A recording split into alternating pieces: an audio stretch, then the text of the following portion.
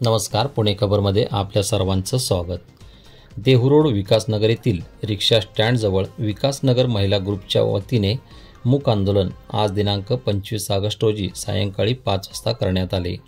महाराष्ट्रात होत असलेल्या महिला व बाल अत्याचाराच्या निषेधार्थ बदलापूरमध्ये शालेय विद्यार्थिनीवर झालेल्या अत्याचाराच्या निषेधार्थ आज भर पावसात मूक आंदोलन करण्यात आले।